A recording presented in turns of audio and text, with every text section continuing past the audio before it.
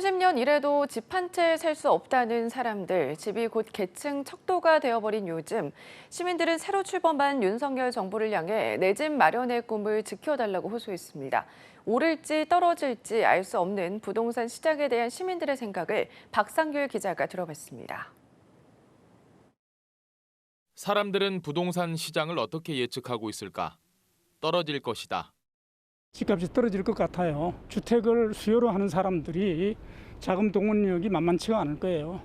그렇기 때문에 실생활에서 자금이 꼬여가면 결국은 그 부동산 수요 욕구를 떨어뜨리는 그런 요소가 되기 때문에 아니다, 더 오를 것이다.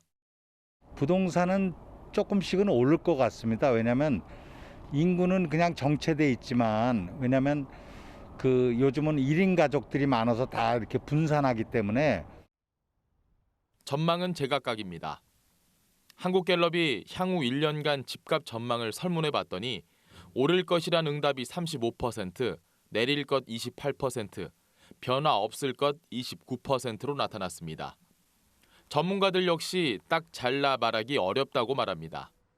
시장 정상화의 주축이 될 공급 확대 부분의 속도를 낼 가능성이 가장 높습니다. 규제 완화를 소위 약속한 부분에 대해서는 시장 상황에 따라서 약간 속도 조절을 하겠다라는 입장도 나온 바 있어서 구체적으로 어떤 내용들이 완화되거나 폐지될 것인지는 새 정부의 발표를 좀 들어봐야 할 것 같습니다. 수억에서 수십억까지 집값이 미쳤다는 요즘 사람들은 새롭게 출범한 윤석열 정부에 집값 좀 잡아달라고 호소합니다. 젊은 사람들 특히 20대, 30대, 40대 초반, 40대까지 집 한 채 살려면 한 30년을 모아도 집 한 채를 서울에서 마련하지 못할 값 정도로 올라 버렸기 때문에 집값이 좀 내려야 된다고 생각합니다. 청년도, 중장년층도 젊은이들의 미래를 걱정하기는 매한가지였습니다. 집값도 떨어졌으면 좋겠고 저희가 살 수 있는 그런 청년들을 위한 제도가 좀 많아졌으면 좋겠어요.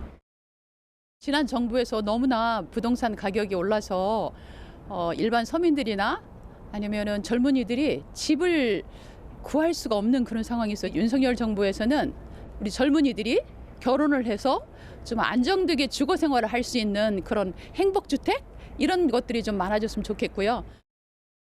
집값이 어떻게 될지는 누구도 쉽게 장담할 수 없습니다. 다만 하루하루를 열심히 살아가는 사람들에게 내 집 마련의 꿈이 좌절된다면 결국 윤석열 정부도 부동산의 발목이 잡힐 수밖에 없다는 사실은 분명해 보입니다. 연합뉴스TV 박상률입니다.